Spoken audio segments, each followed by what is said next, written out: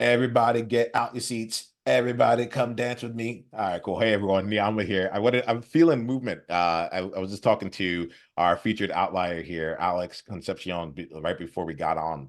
And I found myself like moving in the body.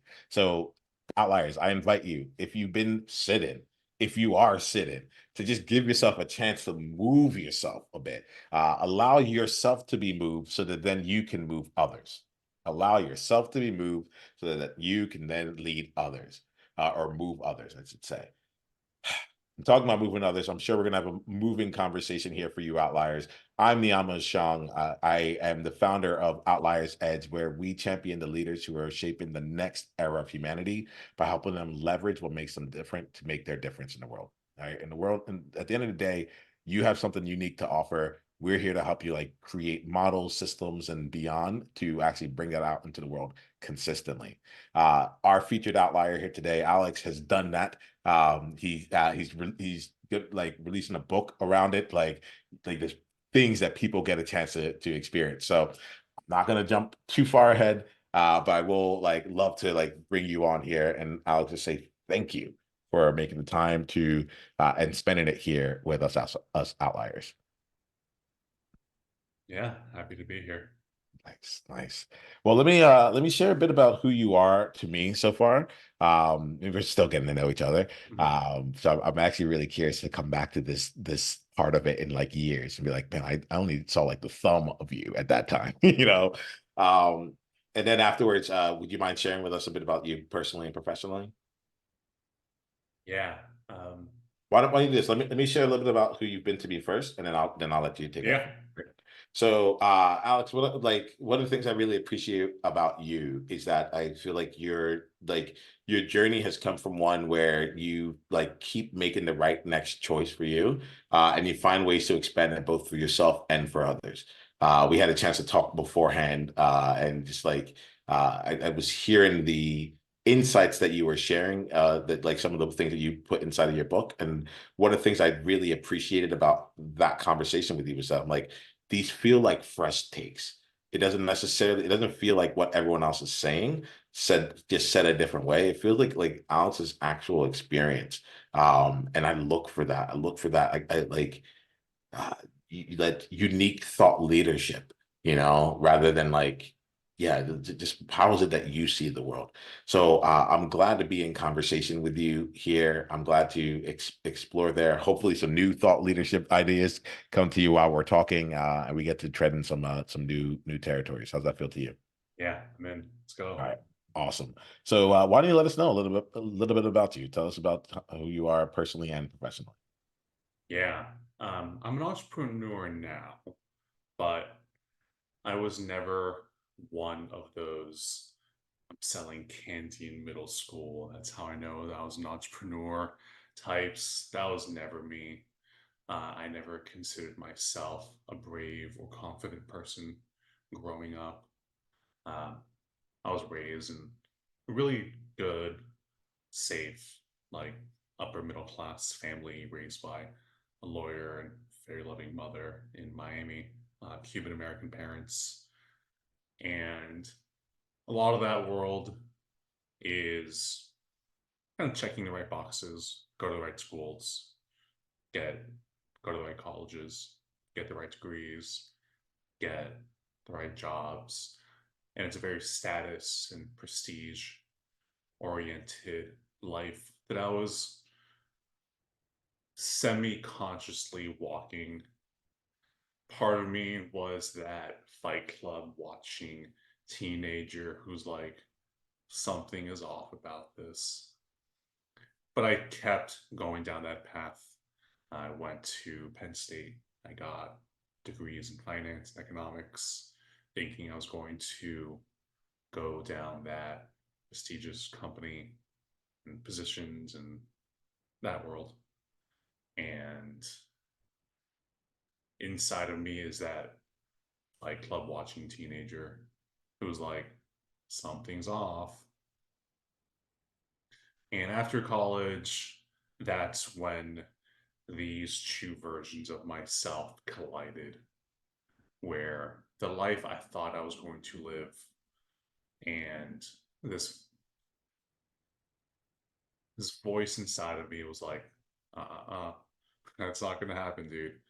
So I had one version of me who was applying to all these jobs and either prestigious companies where my degree was hypothetically valuable, and the other part of me silently self-sabotaging everything I was doing to the point where I didn't get hired at all for 2 years after college, despite my prestigious degrees from the prestigious university, and my entire world collapsed. Well, my worldview collapsed, and I was still safe living at home with my parents, but it was the first of a few rock bottoms to come, because it was this crystal palace of assumptions and beliefs that got shattered all at once, and I didn't know who I was, where I was going. I didn't know or believe that this thing I had worked so hard for had any value. And I sensed I was on this path that was going to take me to a life that I did not want to live. Getting into my late 20s or 30s or 40s as this suit wearing corporate executive, that was never going to be me. And I already connected to that darkness of what that life would be, trying to escape. And around that time, I was like, this isn't working. I need to hard pivot, hit the reset button, shake up the snow globe. And I burned my diplomas and Wait, you moved. physically burned it? Like you took out like put it to flame, kind of burned Yeah, it? yeah, fire. Okay. Which is Okay. like practically useless, but spiritually necessary. Because it was the first major move that I did specifically for me. It's kind of like a burn the bridges moment. Not as dramatic, but spiritually dramatic. And I told my parents I was moving to Texas. I was going to Austin, a place I'd never been to before, where I didn't know anyone, where I didn't have any connections or any job. And 9 years ago, I moved to Austin, and I got a job in some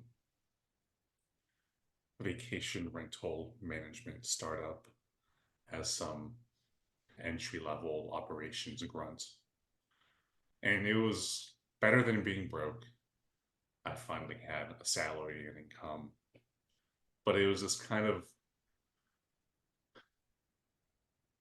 dystopian, everything is okay, but nothing is good kind of job, where I knew I was at least smart and I'm doing work that I could have done in high school.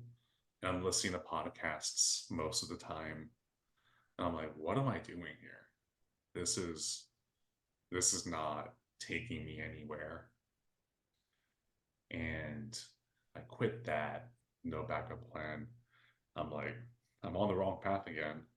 So I gotta shake up the snow globe again, hit the reset button, and after that, I just scrambled for another 2 years. I did 3D real estate photography. Hmm. I sold cricket protein bars. I did a little bit of podcast production. I messaged a guy on Kickstarter and wound up traveling with him around Southeast Asia for 2 months. Around that, I got my real estate license because my mom kind of just pestered me doing it. And when I got back from Asia, I was broke and asking my dad for rent money. And I'm 26 or 27 years old, asking my dad for rent money like 4 or 5 years out of college. I'm like, this sucks. This is not where I imagined my Not life ideal. going. Yeah. No. And Yeah. I just felt like a total loser. Mm.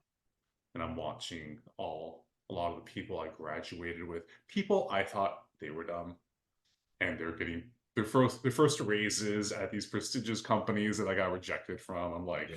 I guess I'm the idiot. It's like it's a thing, right? When we go out and we're like on a path that not like everyone else is on. All right. And I think one of the things that's hard there is like, those paths, like let's say the prestigious college, the prestigious job, all that stuff there.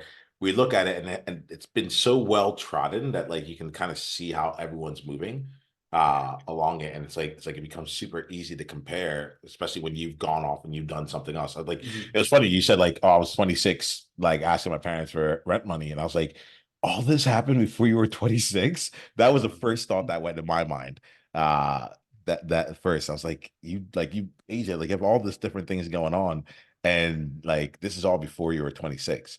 So continue, like do me a favor. Let's see what happens from there. Like get me to bring us to now. So like help me see what like how you got from there, but bring us to now. Let's do it in just a few minutes. We'll just Yeah, bring up to speed because you have some really exciting things going on now, and I want to try and like spend some time exploring yeah. that. So the 10x speed fast forward version, I stumbled into real estate, this niche called apartment locating that I thought was lame, and it turns out to be awesome, super lucrative, and I've made almost $1 million gross in that business.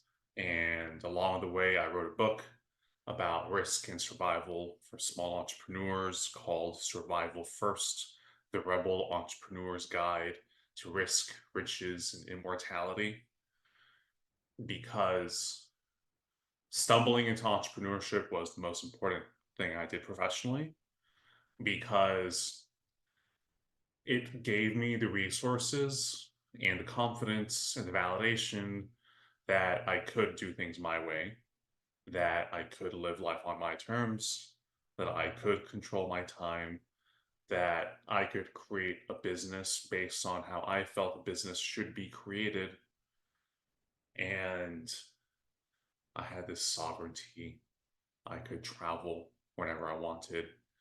I could spend time with my friends and family whenever I wanted.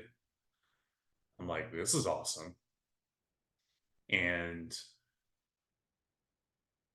when COVID hit and I was freaking out about losing my business because I'm losing all of my clients and I'm seeing the world go nuts all around me, everyone's losing everything. And then my business starts taking off. I'm like, well, this is cool. Like the world's in chaos, but my life is actually great. I had a great pandemic time. Um, Like I'm happy to hear that for you because I feel like it's a couple different things. One, I'm like, if you don't mind me asking, like while that was going on for you, did you feel like you could actually share that it was actually going so well for you then? yeah. Yeah. So part of it had everything to do with me, and part of it had nothing to do with me. So the part that did have to do with me was I set up my business such that it was strong and stable, good operations, um, just good fundamentals of a business. But the part that I didn't control was, so my business is helping people move to Austin. And anyone who's been paying any attention for the last few years knows that everyone's been moving here. Um, so I got into the right market at the right time, built the right business. And when all these people are fleeing New York, California, more expensive cities, a lot of them are coming here and became my clients. And at the same time, the commissions for my niche were skyrocketing. And I went from breaking $100,000 a year before to then breaking $200,000. And then the next year again, breaking $200,000 again. I'm like, whoa, this is wild. And it was such a stark contrast with what was happening to a lot of my entrepreneur friends, to what was happening to entrepreneurs all over the world who were losing everything. And I'm like, why? And I suspected it was, again, partially to do with me, partially not, but it just led me to the basic question: why do businesses die? Which most of us don't make it, but almost no one talks about it. No one does podcast tours when their business collapses. Go on like Tim Ferriss's Yeah, imagine that podcast. right now, Yeah, right? It's like while it's happening, we'll hear about it afterwards, you yeah. know. But the wild part is like it's not the time. Well, you know what? Let's say this. I don't know if people do tours talking about the collapse of their business while it's collapsing. Yeah. I think they might do tours trying to save the business, you know, but keep going here. So like I get curious here. You brought up like you built your business in a way that you thought it could be created. And your business started taking off, you know, like you really started seeing some things in like 2019, 2020, really. And from there, like, and you said like your part in this was to create like strong, stable, like good fundamentals. My question here is like, tell me about like the business that you built in the way that you thought it should be created, right? Like, like the way that you say that makes it feel like, you know, if there were other, you said you're in an apartment located, right? So Yeah. if there's other people in an apartment located, they had their business set up a certain way, maybe, and you decided that you were going to do something that was more like that would work better for you. So just tell me a little bit about that, if that's Yeah. actually the case, and then like I get really curious. Like this is what we do here in Outliers Edge in the World of Difference, is to understand like how do people bring their unique like perspectives to the table, and how do they incorporate it into the things that they do so that Mhm. it's valuable for them and others. So I'll be curious about that. Yeah. So this niche, apartment locating, is within the real estate niche. So I have a real estate brokerage. I have a real estate license. So I choose to focus on, and I don't do home buying or selling. I want nothing to do with that. Because the funny thing is, I never wanted to be in real estate, Mm, and I still don't. yeah. But this niche, apartment locating, is nothing like classical real estate sales, which is a big reason I like it. It's Spoken like a true outlier, by the way. yeah. Um, so I typically compare myself to real estate agents, and if you just close your eyes and imagine real estate agent, 99% of people are going to think of the same thing. It's that semi-business casual, cross-arm, fake smiling real estate agent. It's like South Park had an entire episode on real estate agents that was amazing. Mm, But there's so much copycatting in real estate. that's it. Everyone is doing the same thing the same way, presenting themselves the same way. What did And you do that was different then? so the name of my business is called Taco Street Locating. Mm. So I have the only taco themed real estate business there is. And man, like I go off the rails. Like my Tell company's me slow. more. I want to Yeah, know. like Yeah. if you go to my website, the slogan is apartment locators microdosing on tacos. And I just have as much fun as I can, to the point, like if I text you my website, what you're gonna see me is me with taking a selfie with an alpaca, and that's the picture that pops up. Mostly because that's the one that got defaulted, and I forgot how to take it out. But I'm like, whatever, I'll go with it. It's fun. But These really carefully like planned things where people are like, oh, I gotta copy what he does. Like, yeah, no, Um, that was just what was there.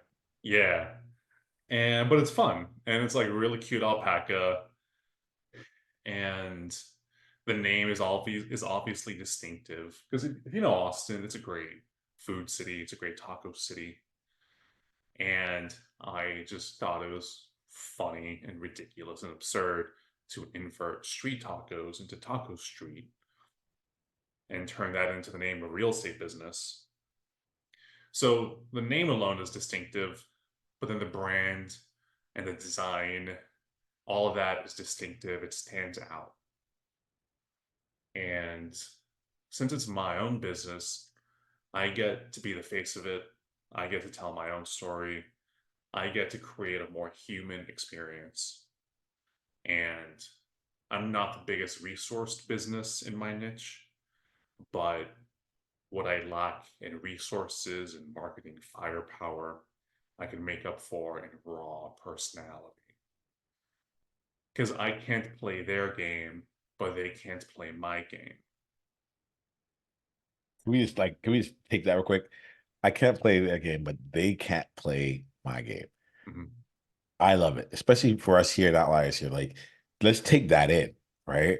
Let's take that in because I think a bunch of us get caught thinking this is the way I see the game that's being played. I guess this is the way it needs to be played. Yeah. And I love how you're just like, yeah, you know what? I'm gonna like almost like I'm gonna give it to you. Like the game you're playing, yeah, that's a good game. I really can't play that and win. Mhm. But I won't play my game. And you, if you even try to do what I'm doing, you couldn't keep up. And the best part is if they're playing your game, well, you're the rule setter. Like Yeah. no one can actually catch up to the person, the game master. Yeah. And so there's two distinctly deliberate parts about that. One is and actually I do talk about this in the book, where I argue that competition isn't real. Yeah, that's how we even got introduced. So like Outliers, like make sure you check out Survival first. Like I want to hear more about this here. So tell me more. So competition isn't real. Tell me more. Yeah, because a competition is like chess, you versus me, playing the same game with the same rules, with a fixed set of outcomes, and whoever plays the game better wins and gets the prize. And if you think about business, it's never, ever, ever like that because I'm never playing directly against you. What I am doing is playing a different game next to you.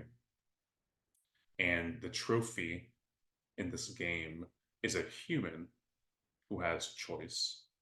And the human has a choice between, like, imagine this podcast.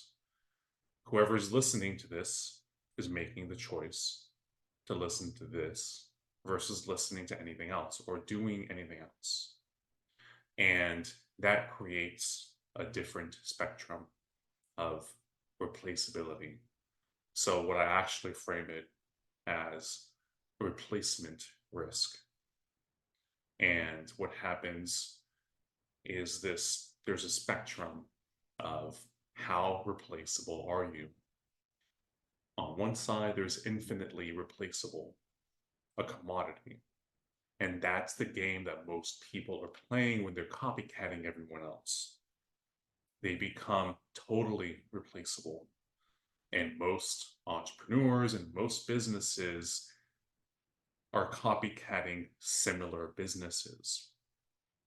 And when you're so indistinguishable, then the only thing that separates you is price. And when you're a commodity, when the only thing that distinguishes you is price, then you're not even a business anymore. You're an employee to a market you don't control. And that means you're not even in control of your business. And the other side of the spectrum is a monopoly, something that's irreplaceable. And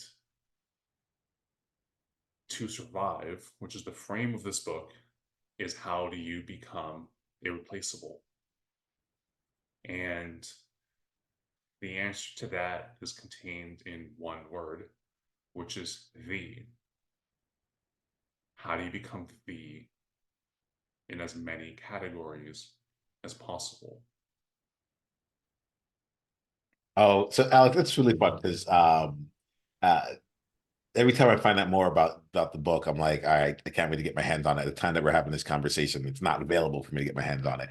But there's something in here because like um I feel like our conversations just like keep evolving, right? I first heard about you from the element of like why competition isn't real.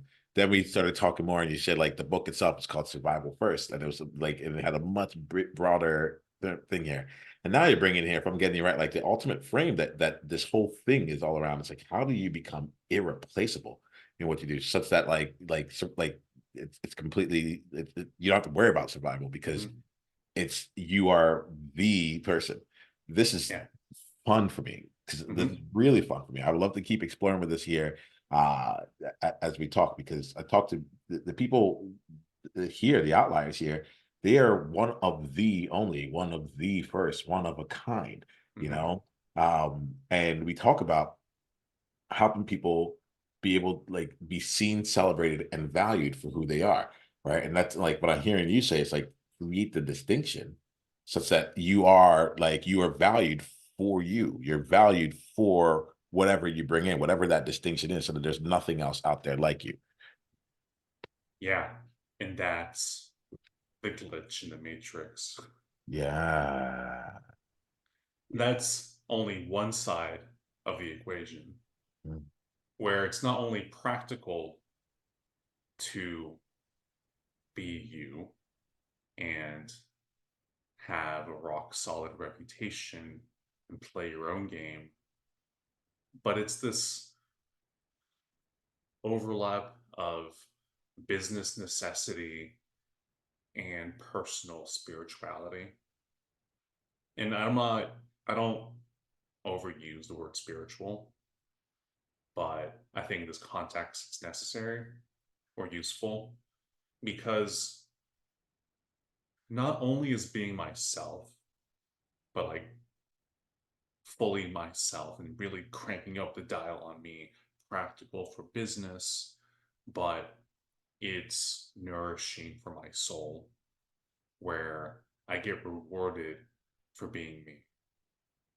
I get to crank up the dial on me and the world rewards me for that. That's a glitch in the matrix where not only could you do things your way, it's you're better off doing that.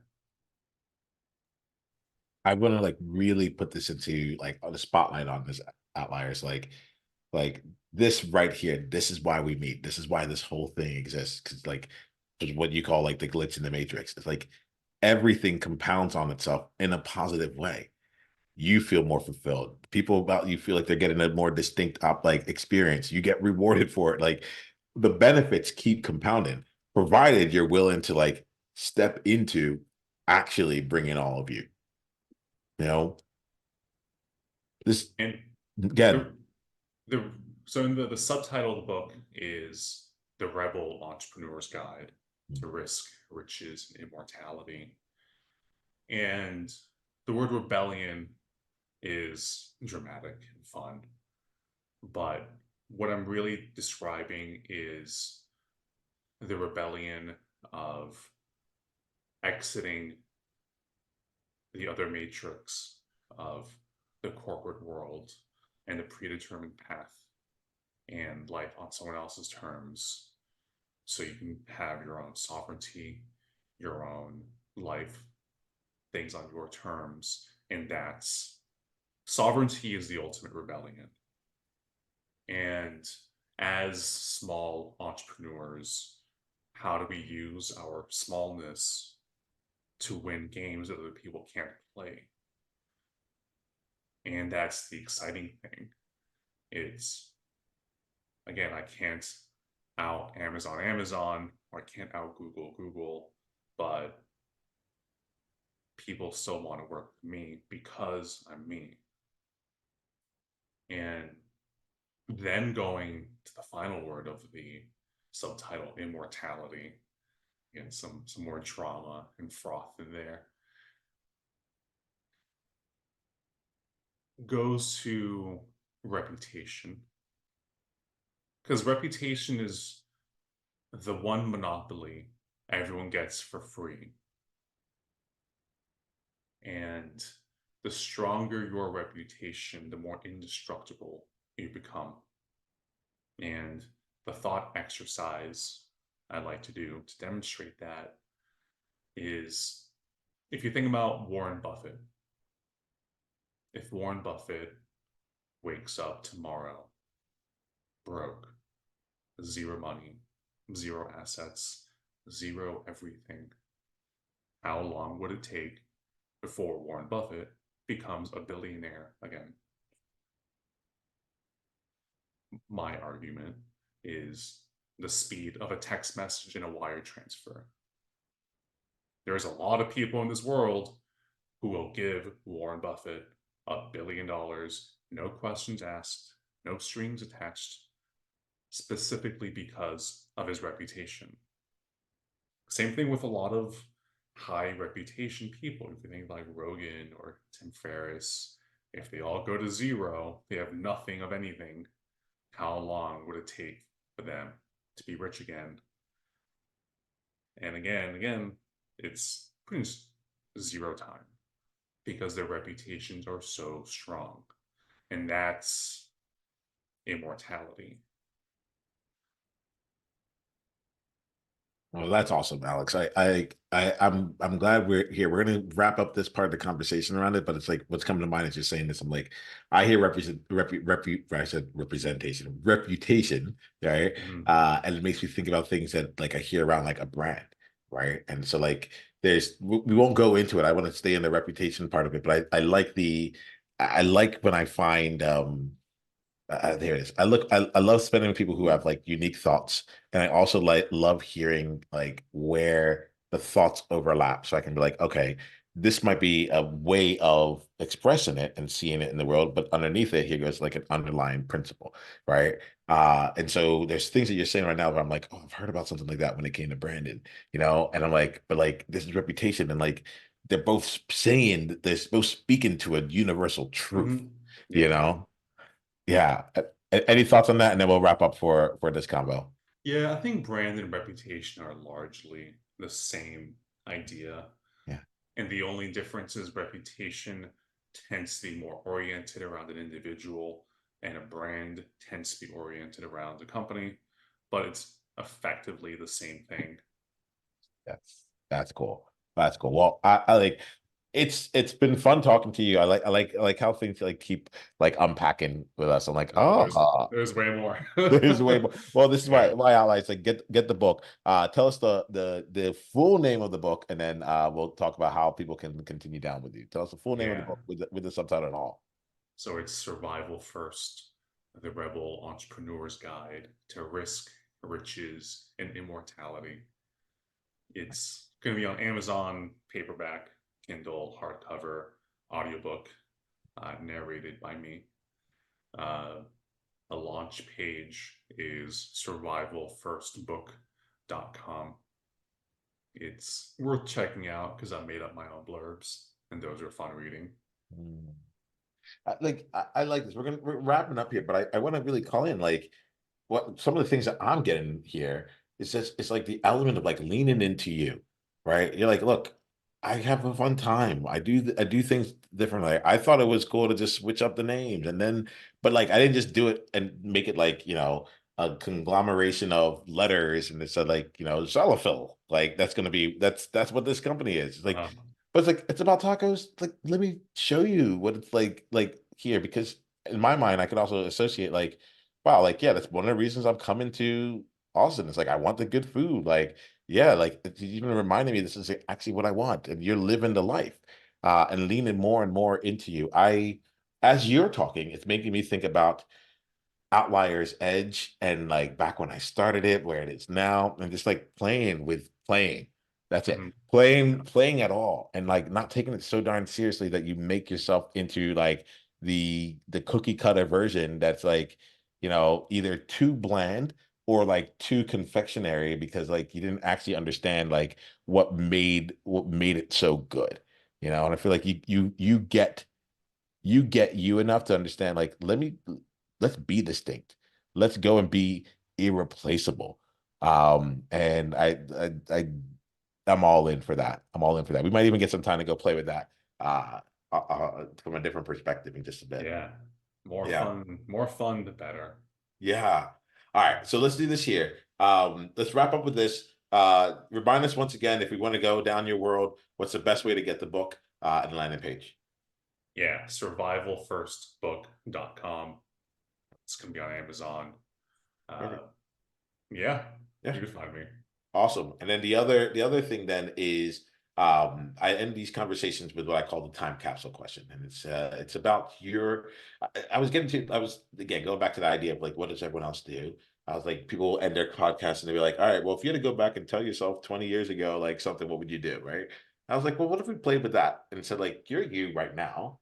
You have a lot of wisdom right now. What's the message you would leave for the 20-year-old version of yourself later on that maybe that person would Yeah. be so caught up in other things they'll miss out on this truth that you know right now. What truth would that be?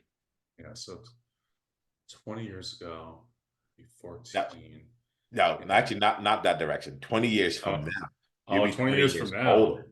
Yes. So what's the Oh, message that your current self would yeah. leave in a time capsule for you to go and open and listen to 20 years later? If I clipped this out and sent you an email in 20 years where you weren't even expecting it, it was just Yeah. like, hey, by the way, 20 years ago you said Uh, this. Don't forget. What would you yeah. say to yourself? Me, but more. Mm. Me, but more. I think that's wonderful for us to end off here. I appreciate you, Alex, and thank you Sure. for bringing you to the conversation. I'm glad to introduce you to Outliers. Let's keep playing with this here.